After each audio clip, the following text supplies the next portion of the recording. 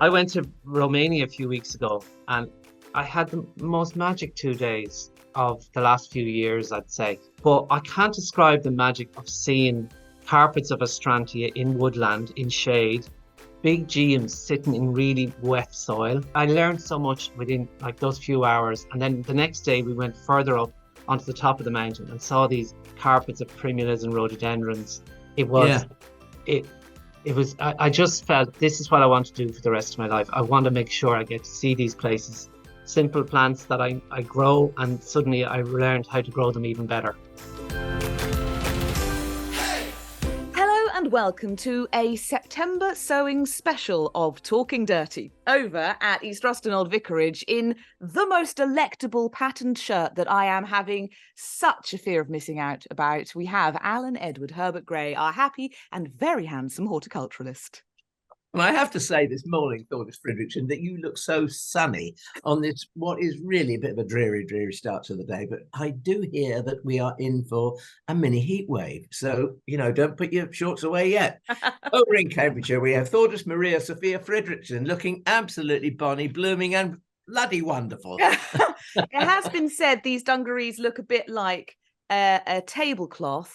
I think you probably could happily lay them down as a picnic blanket, but I'm never happier than when dressed like a piece of upholstery, a curtain, a tablecloth. So I'm well aware of it if that's what you're looking at the screen and thinking, but I'm hoping... I was coveting those and they're going to make napkins out of them. Yeah. They would make many napkins. This is quite a big set of dungarees. Oh, I see. Now, the reason we thought we would do this September sewing special is partly for my benefit, because I've been building up a whole list of things that I want to sew in terms of making my life easier, and giving my sort of spreading my jobs out so that as I get busier and busier with an ever more hectic small person, I can fit things in. Obviously, lots of you very busy, so this works for you as well. But I had a thought process started by the wonderful Jane Ann Walton. You must follow her on Instagram if you don't already, for her fabulous Norfolk garden and all the wonderful plants she grows. But she has had the most astonishing array of the Papaver Amazing Grey this year. I think the best examples of this stormy sky poppy that I've ever seen. And she said the key was to sow it in September, which she got from you, Mr. Gray, a top piece of advice. Yeah, well, you see, there are certain areas of the garden here, namely the desert wash, where we rely on the hardy annual, and that's an Eschscholzia, or the Californian poppy. Now, there's interesting. You can buy them in double forms, single forms, many different coloured forms. But if you grow them and they self-sow and self-pollinate, they will gradually revert to the ordinary orange one, which is absolutely delightful anyway. But we rely on that in the desert to start our flowering very early. So self-sown Eschscholzias, which are hardy annuals, they will stand the winter and then they will start flowering in April. Those that start flowering in April will then produce the seed by July. So we allow them to scatter a little seed before taking the old plants out. Meanwhile, there will be some spring germinated ones that will start blooming later in the year. So you can see how we're getting this rolling tide, if you like, of continual flowering from a different generation. So one generation follows another. And so I've noticed that plants that hardy annual plants anyway, that germinate in the autumn and spend the winter, providing it's not freezing cold, and they're ready to grow in the spring. They make much beefier, much bushier plants, and you get a better quality of bloom. And I did it last year with cornflowers. And the cornflowers that I sowed, I filled some 7-centimeter pots with compost. I then put a pinch of cornflowers in each one, no more than 2 or 3 seeds.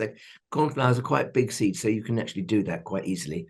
And then I just let them put them in the shade, let them germinate. As soon as they germinated, I brought them out into the full light to keep them stocky. And when they had actually filled their pots, or they got enough root in their pot, I planted some into the garden and others I used as pots.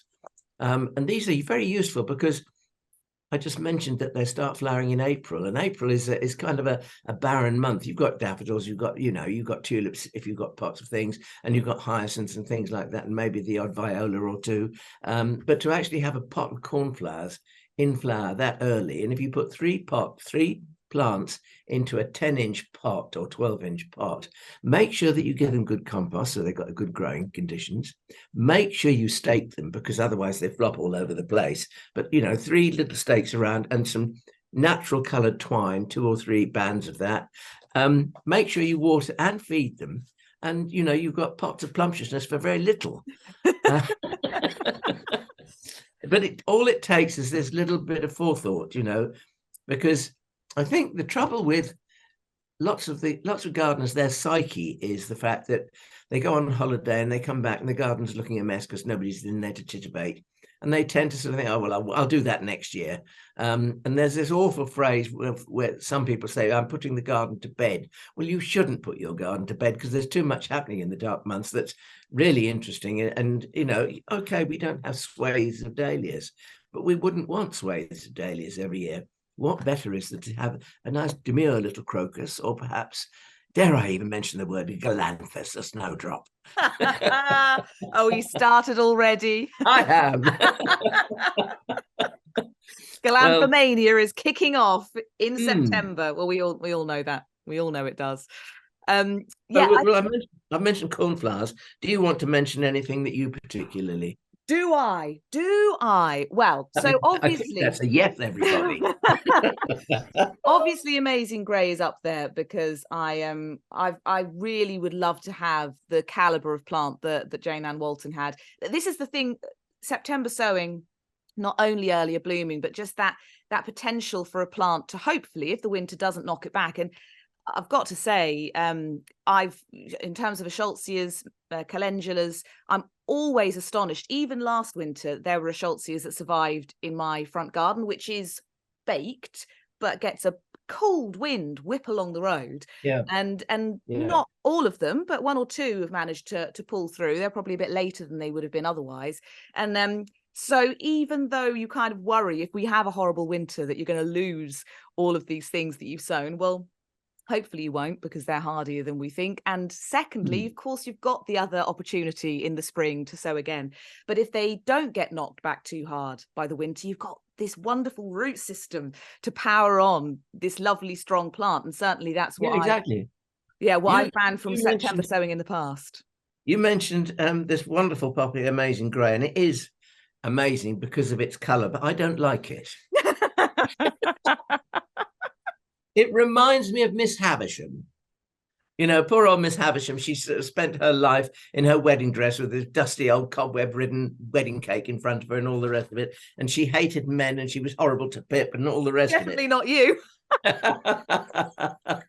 No, but I mean, there are poppies other than Amazing Grey. You don't have to just have Amazing Grey, because Shirley poppies, they come in a wonderful, wonderful range of colours. And it's interesting, in actual fact, that they all came from the original corn poppy, really. And it was the, what was his name? Reverend, I can't remember his name. What was he, the Reverend of Shirley? No, he was a Reverend. He lived in Shirley in Surrey, and that's where the Shirley poppies were named. He selected the colours, so there was suddenly a corn poppy that was slightly lighter or paler, and he saved the seed from that, and then rogued out all the red ones. So we gradually got to this the stage where we're at today, where we, as well as Amazing Grey, which is an incredible colour, I have to say, because it's so what should I say? It's so unpoppy-like, I guess. But there are all the other lovely sort of soft colours as well, sort of kind of biscuity creams and bright pinks and pale lavender colours and all those sort of things. I mean, so you don't have to have the grey one if you don't want to. On a different line, I assume you could you September sow ladybird poppies? I've never tried that. Yes, you can. Yes, you can. I mean, they're Papaver commutatum. I mean, the ladybird poppy is a gem of a thing. Once you've got it in the garden, providing you're not too meticulous with your weeding, you should be able to save 1 or 2. I could never be criticised for being too meticulous with my weeding. Well, some people are. Some people can't bear to see a single little blade of grass out of the way. And if they see a weed in my garden, they're very quick to tell me. I won't take any notice. It doesn't matter. My mind isn't like that. I mean, there's room for everybody.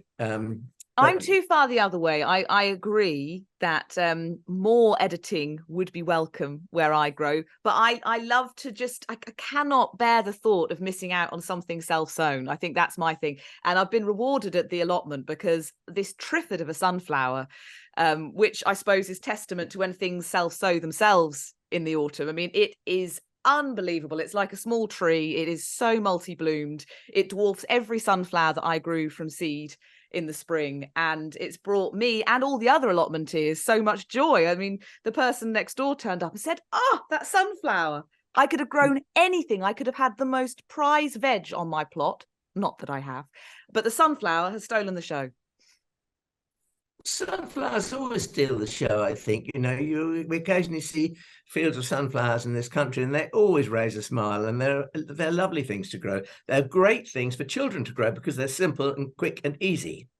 I'll bear that. And if you want to do, if you want to do height, we'll do height. But I think there are some of the loveliest ones today are the multi-headed plants that give you a little bit extra blooming time and all the rest of it. So, I mean, yes, they're a great plant, but I think they are sunflowers, I would say, are a spring sowing, not a winter sowing. No, unfortunately, I suppose you just have to wait and see what nature does on that front. If a little seed happens to be nestled there and germinates.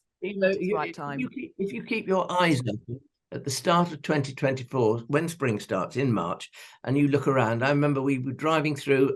It was Fakenham, actually, a little town in Norfolk called Fakenham, and we were driving through Fakenham, and we just driving through, and I mean, I'm a nosy person. I love to look into the driveways, and especially if you've got a nice piece of old architecture, I want to have a look and see.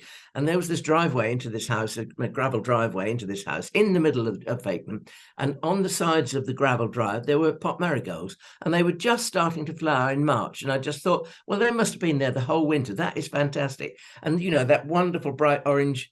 I mean, they've reverted to their original sort of types of it, but it was a lovely bright orange and a great show, I think, at that time of the year. And talking about self-sown plants, we were clearing an area yesterday where we hope to have a trial for the next 3 years of hedychiums or gingers, which will be exciting to do. And Graham and I were there and discussing edging the beds and what we're going to do and everything. And he said, "What's that?" And there's this enormous tall plant with these spear-like leaves, and it's a self-sown. But what is it? A Euphorbia. So it's a red-hot poker that we didn't put in that. And there's never been Euphobias in that area of garden. I mean, it is surrounded by hedges and completely divorced from the rest of the garden. And so how did it get there? Who knows? It deserves to stay. I'm sure it does.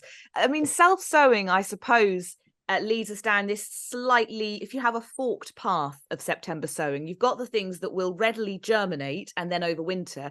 And I suppose you've got the other things where you sow them and you're basically kind of sitting and waiting and hoping that the winter cold will stratify them, will do hard work that you otherwise would have to do by hopping them in and out of the fridge. Certainly, Briza, the sort of quaking grass, I forgot that I chucked some seed down in the front garden because I hoped to have I ended up with quite a lot of it. Chucked some seed down, forgot, then obviously winter did its work, and at some point this year I was like, what is all of this grass that's turned up in my front garden? And then realised I'd put it there. But there are some of the things I would like to try at the allotment in a little cut flower patches, sow some things that probably won't do anything until next year, but hopefully will save me some work.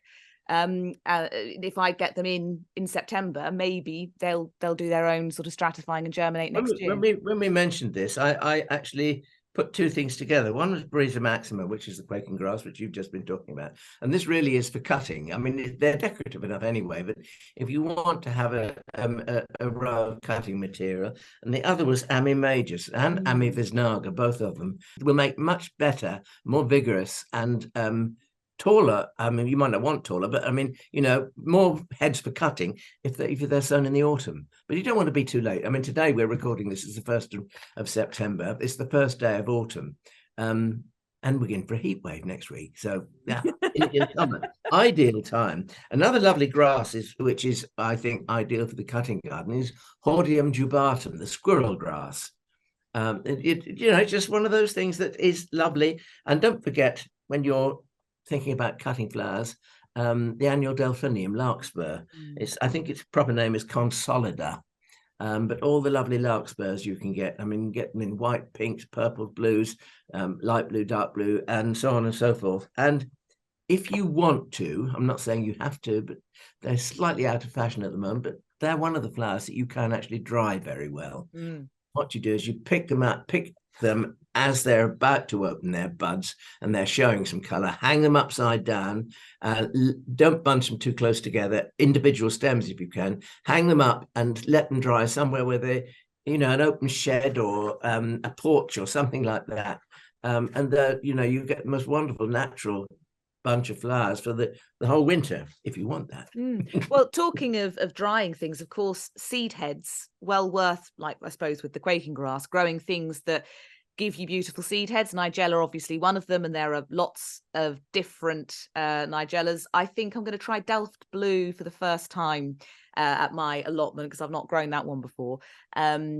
But I haven't grown it for a couple of years, but the Scabiosa stellata, the little ping pong, the wonderful ball seed heads, they're so perfect. And I've never grown enough to have them in any kind of arrangement. I've just sort of had a plant in the garden. But that's one I'm hoping to try from a September sowing and then just sort of see what happens. The other thing, of course, we haven't mentioned it even, but we're a plant we haven't mentioned yet, but we will.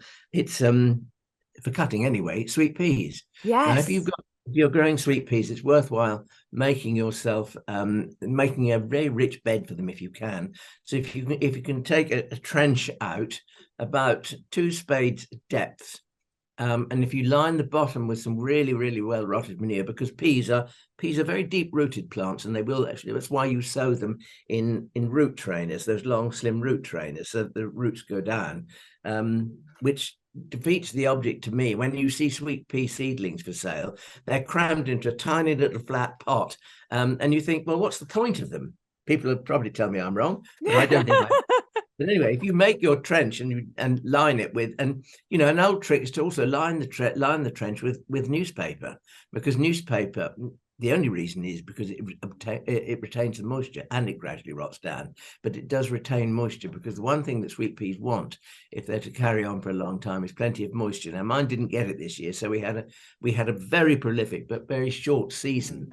And, if you don't give them water, the stems get shorter and shorter and shorter and shorter until there's this tiny little bit.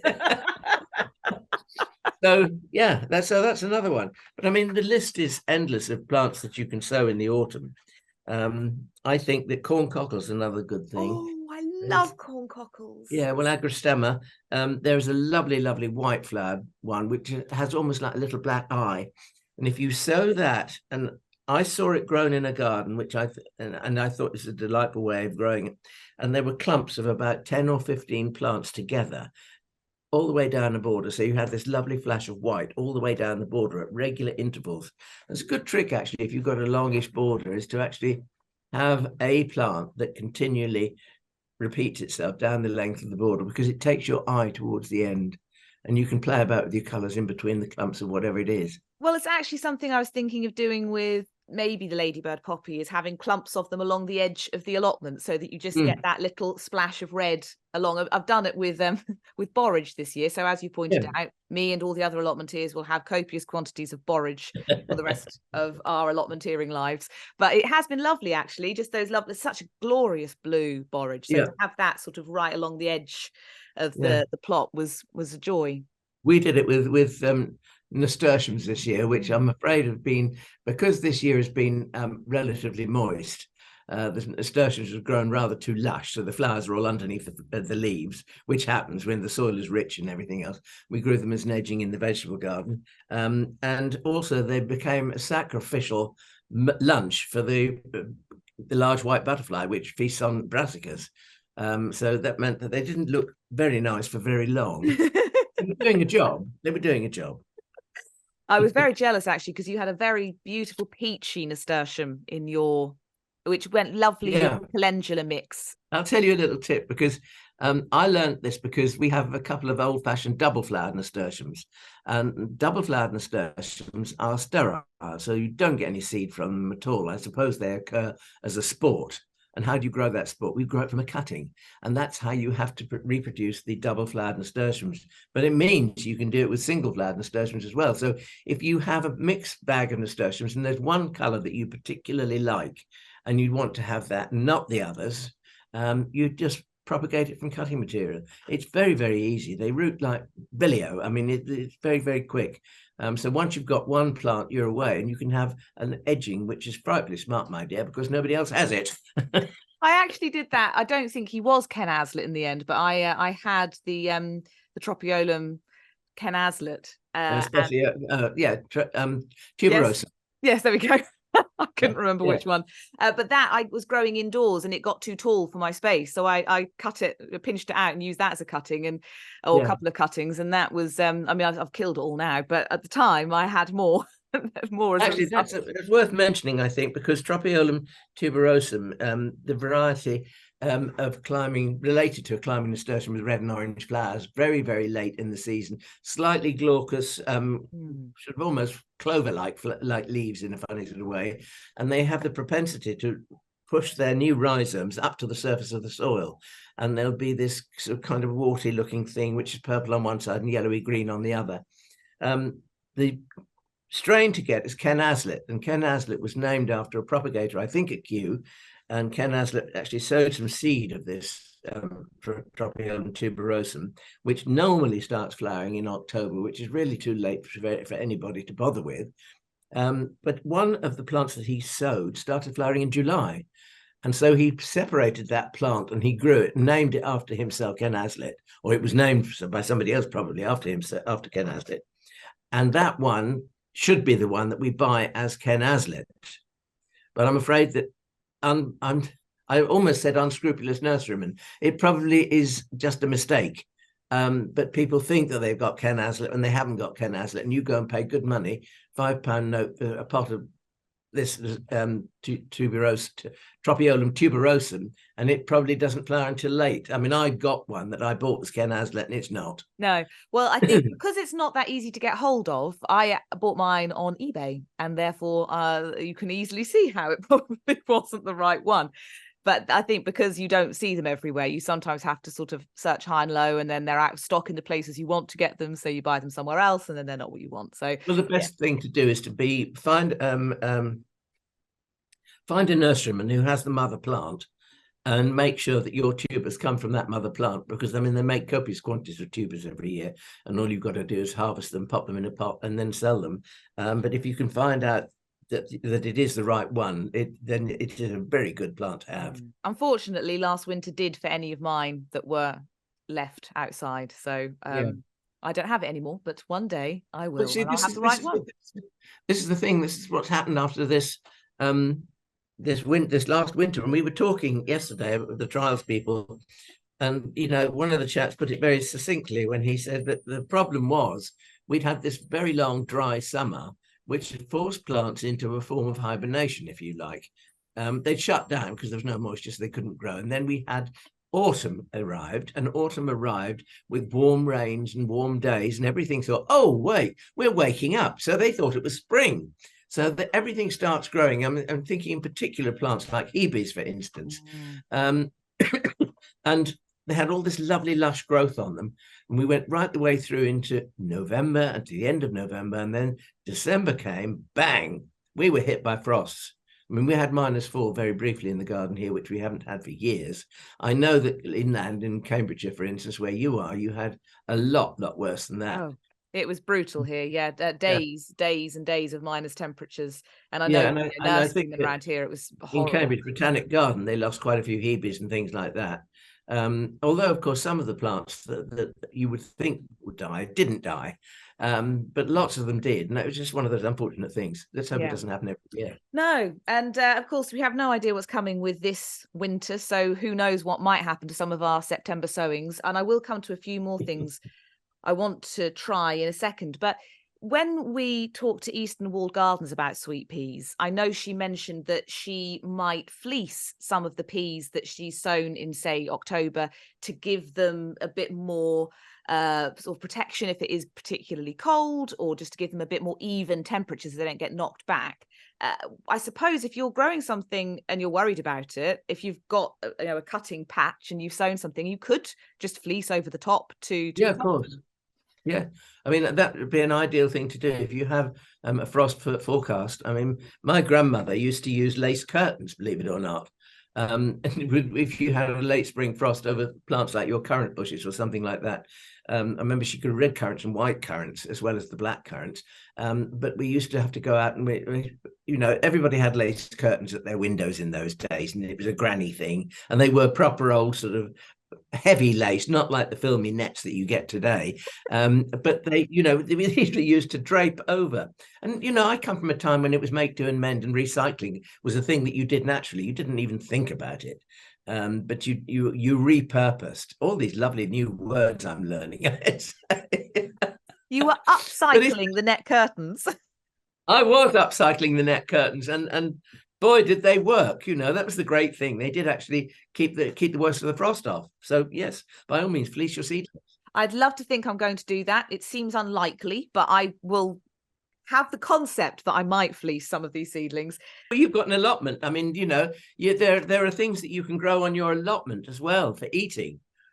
Yes. And it's funny how I have tried, and I have had quite a lot of beans, a little bit of squash, many courgettes. Thank goodness I only have one courgette plant. You don't need any more. I've made zoodles. Zoodles are well worth trying if you've never noodled your courgette through a mandolin or whatever. I wasn't convinced it was going to work, but actually I had it with some prawns and things through it, and it was surprisingly tasty for my lunch one day. So I've been trying to come up with every way possible to use up zucchini. You see, I have a thing about courgettes, and I really do. I have yet to find a recipe that makes a courgette taste of anything. To me, courgette borrows flavors from other ingredients, much as lots of squash varieties do. And I think it came to me just then. I mean, if you make an arrabbiata sauce, which is a bit of a hint of chili and tomato in it, and you put that through courgettes, and if you have the luxury of prawns added to it as well, of course you've got a delicious dish. Yes. Admittedly, the prawns probably were doing more for that dish than the courgette, but I think courgette, so often my problem is I overcook it, so that there is a sort of gentle flavour if you leave it pretty crisp. And actually, somebody I was trying to think of ideas of what to do with it, and someone suggested making some of these zoodles and just put a few of them through your pasta to sort of make your carb-heavy meal a little healthier, which I thought was a nice idea. You cook your pasta, for the last minute, you chuck in a few of these sort of bits of courgette and then mix them through the pasta just so that it's less carby. Not that is normally something I'm after. If you want to look less messy, you could actually do shavings of courgette, which would be quite thin, and they'd be a little bit wider, so they would contrast with the shape of if you're using spaghetti or something like that. And it is quite pretty when you get the skin and you get that lovely dark green and pale green together. It was quite attractive. So that was one of my favourite things, apart from obviously courgette cake, courgette and lime, like they serve in the East Ruston tea room. That was probably my favourite thing I did with the courgettes. But no, I have been growing edibles. But when it's come to this September sowing, I'm so excited about what I can do on the flower front. I've not even really thought about the food front. So hit me with ideas on that side of things. Well, there's quite a few. I mean, there's lettuce, for instance. I mean, you keep growing lettuce. And if I think there's an old lettuce called Webb's Wonderful now. I don't know whether that would come from a September sowing, but I know that it's one of the very fragile lettuces that you won't find anywhere in supermarkets because it doesn't travel, it falls to pieces. So you've got to cut it and bring it carefully home and wash it and eat it. But it has the most lovely flavour and the most lovely crunch. But there's cut and come again salad leaves and things like that. Don't forget to pop a little bit of rocket in as well, because you get that little punch of pepperiness that adds so much to your flavour. Oriental greens, I mean, pak choy, mizuna, bok choy, mustard, all of those you can use those. I mean, and you can cook with them, or you can. I mean, people say things like stir fry, and I think, oh, how boring. Stir fry. I think they're two of the most awful words to use in the culinary dictionary. Stir fry. Well, that's just me. But you can stir fry anything if the leaves are young enough. I mean, they don't have to mean. I mean, you could use fennel, you could use spinach, you could use the tops of radishes. Don't forget to sow a few peas as well, because pea shoots, they make a lovely garnish, but they also taste wonderful in a salad. Yeah. They're probably not the things you want to waste your money on in the supermarket. And you know that if you grow them yourself, they're fresh. The other thing that I would try now is some Florence Fennel, because Florence Fennel, that you really need to sow that after the longest day, and it bolts very quickly. It runs up to seed very quickly if it doesn't get enough moisture or if it's too hot. Well, this time of the year it's certainly not too hot, but it will germinate and grow well for you. But you might not get those big, lovely big round bulbs that we taste of aniseed, and they're so lovely. But you'll get small ones, and again, you can chop them in salads, or you can use the bulb. Chop the bulb up into sizable pieces, cook it in some butter and a little water in the oven, braise it very slowly until it's unctuous, and then you drain the water off and you put a little bit of grated Parmesan cheese over it and melt it, and mwah!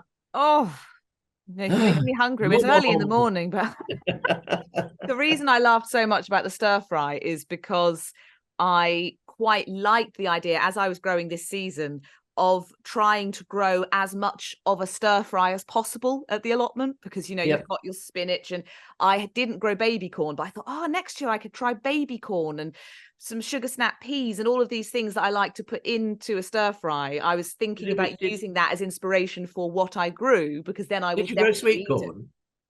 I grew sweet corn, normal corn. Well, you can just shave the cobs off, shave the kernels off the cob, and chuck those into a stir fry.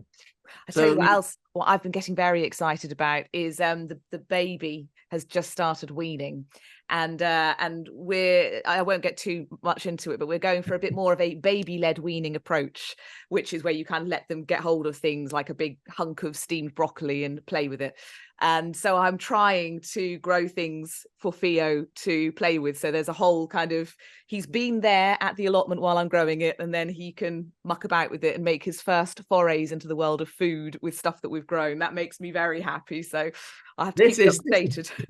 This is by osmosis, isn't it? Because he's not going to remember all of it. It is. Makes me happy though. Yeah, but the one thing I said to somebody the other day, one of our senses, I think, that takes you back to another place. And it happened the other day, the last day of BBC Radio Norfolk's garden party. I went into the studio, and I hadn't been into the studio for 2 years. And I walked into the studio, and it was like going back to school, the smell.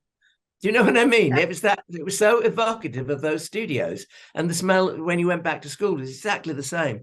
And smell, I think, is something probably that babies it will go into the brain somehow or other, and it's something that he will remember. He won't remember how, what, where, when, or why, but it will be alike. And I will say what's interesting, because obviously you typically think about just spoon feeding a baby, and there's nothing wrong with that. If that's what you're doing, no judgment at all. I just have read a lot about baby-led, and I wanted to give it a go. And when stuff's on a spoon, he is way less interested in it than when I hand him something that he can really explore and play with, and he obviously puts it in his mouth, because everything goes in his mouth. So it's been an interesting experiment in how to get him enthused about food. It's also quite terrifying, to be honest. The caveman mentality there. Now back to the flowers. I suppose really the remaining things I would like to talk about are in a FLOMO category, so floral or plant-based fear of missing out, things that I have seen in seed lists and catalogues and thought, I'd like to try those. But I've been trying to focus on things that may possibly come from a September sowing, because it will save me work.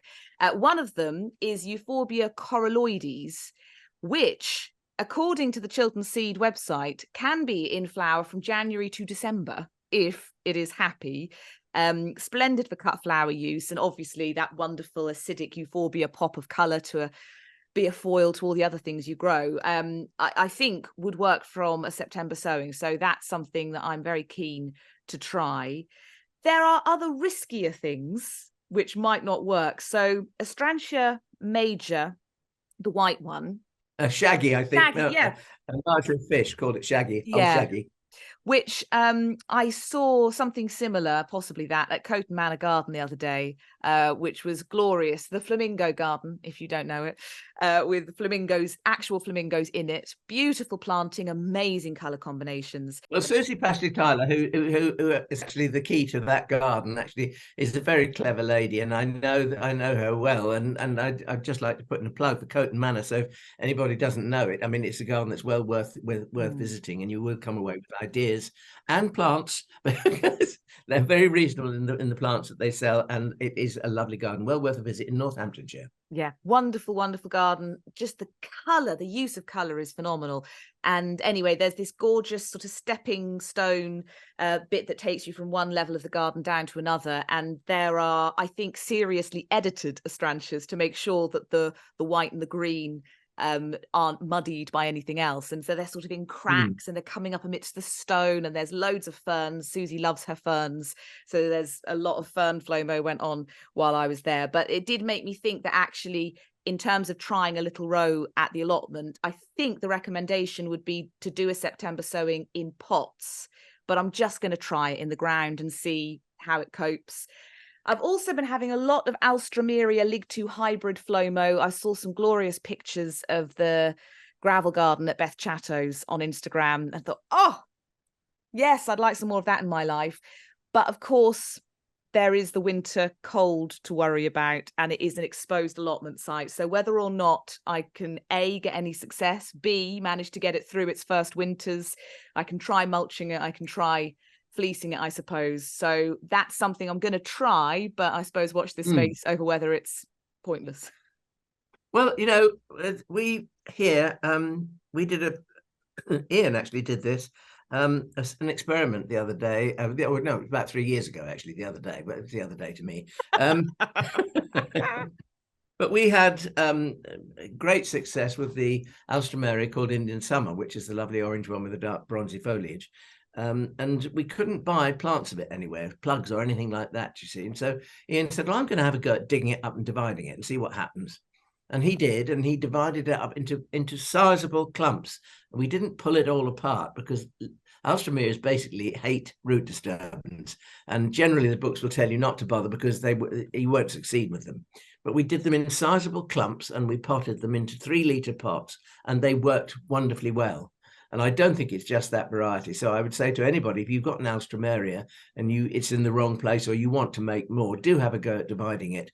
Grow it on in pots for a little while so that it gets re-established before you plant it out, because, you know, that will help it. Yeah. Because it gets established in the pot and the roots are all in that lovely soil. And once they're growing, you can plant them wherever you like. We did it and it was very successful. So I think that's something I would recommend everyone to have a go with. And anyone worried about Alstroemeria hardiness, Indian Summer, people have been saying for years to me that it's hardy, and I bought one and I was worried about it, came through last winter, and I don't think I actually remember to mulch it. So that's testament. It was not a happy place to be in my front garden last winter, and it managed to pull through. Well, I think most plants want to live. I always tell myself this, that, you know, don't worry about plants too much. They don't want to die. They will do their utmost to live if they possibly can. And I firmly believe that. And I think, as particularly when you're sowing seed, and I know it can get expensive, I always tell myself, oh, it's such an economical way of growing things. And then I get to the bottom of my long list of things and it's become extremely expensive.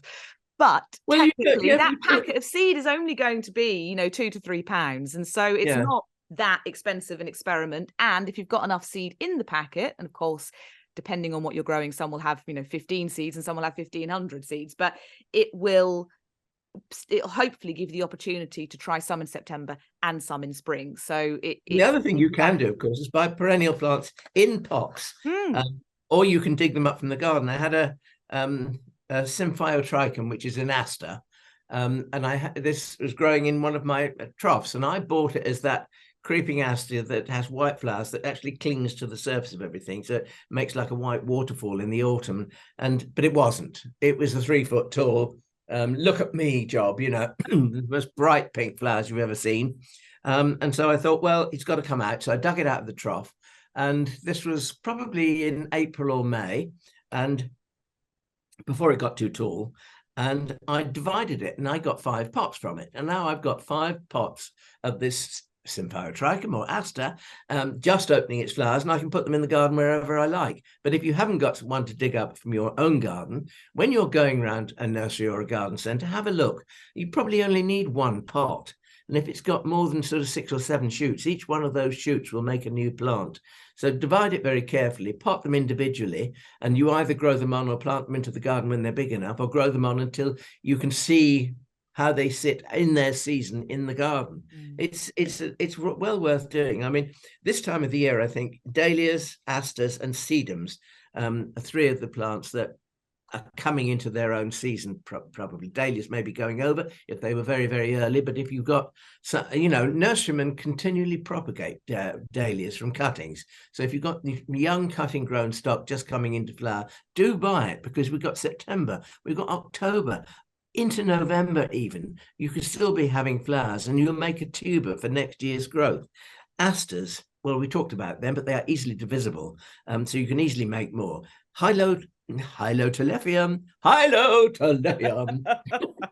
That's sedum to you and me. I remember talking to Beth Chatto one day in her garden, and I said, mine will split open, the clumps always split open and show their middles. I said, it's not a good look. She said, yes, but you didn't give them the Chelsea chop, did you? And I said, no. And she said, well, you should. But if you want to propagate them, when they're producing their new shoots in the spring, just take 1 or 2 shoots. Each one will make a new plant, however many you want. And then you root them in a tray of pure gravel. And this is, or pure grit. This is what I do with them. And as soon as they start to make little roots after about 3 or 4 weeks, then pot them up. Because if you do it too early, you pot them too early and they haven't got roots, there's every chance that succulent stem will rot. And, taking a cutting is a race. It's a race between rooting or rotting. We don't want to do the latter. We want to do the former. So make it easy on yourself. 2 other plants that I think worth a mention for brightening up and extending the garden season. Brightening up, of course, is that lovely little Sternbergia lutea. It's like a yellow crocus, but the one thing about it is if you buy dried bulbs of it in the autumn catalogue, sometimes if they're not grown from stock that flowers well, you could be waiting years and years and years and never see a flower. So it's best to get your stock from a nurseryman that's actually growing it. I know that people at Beth Chatto's nursery, they actually colchicums too. They line them out and they grow them on until they're big enough so that you're getting what you should be getting. Hesperantha, another one that's changed its name. It used to be Schizostylis or Schizostylis or Schizostylus, depending on your pronunciation. It doesn't matter. It comes in a myriad of colours, from whites through all sorts of pale pinks, salmon pinks, bright pinks to brilliant, brilliant red. And the one that I love is Hesperantha coccinea, which I think is a major. It has to have the major because that means it's the slightly bigger one. And the one thing about this is, if I want to describe them, I would say they're like very, very small, dainty, elegant gladioli flowers. And Coccinea major is scarlet, but it will bloom almost up until Christmas. And if you haven't got cold glass, you'll have to put up with that. But if you've got cold glass, why not grow them in a decent sized pot and have them in the garden until the weather starts to get a little bit the days get too short. Put them under glass, they'll continually keep flowering. And you may even perchance have enough to pick for the Christmas table on Christmas Day. How's that? Oh, what a thought. And what a thought to leave you with. We've strayed, I suppose, here and there, as usual, on our September sowing special. Who would have thought that we would squeeze in a tangent or two, Alan? Well, who would have thought it? I know. The one thing I would say, going back to sowing a seed or two, if you buy a packet of seed, sow half of it and keep half of it. So you've got some to sow in the autumn. And if they succeed, wonderful. If they don't succeed, you can have another go in March next year. Yeah. I'm looking forward to experimenting with a few different things, and I am sure you will hear about it in future episodes. I should say, fingers crossed, Talking Dirty is back week in, week out, but behind the scenes, it is fairly busy. So if there's the odd week when we don't make it, I apologise in advance. We will endeavour to show up every Wednesday at 7 o'clock on YouTube and in all the podcasty places with all of the usual planty appreciation. And until next time, I'm going to go and put my seed order in and get sowing. Happy gardening, everybody. Happy gardening, everybody. Enjoy your seeds. Hey!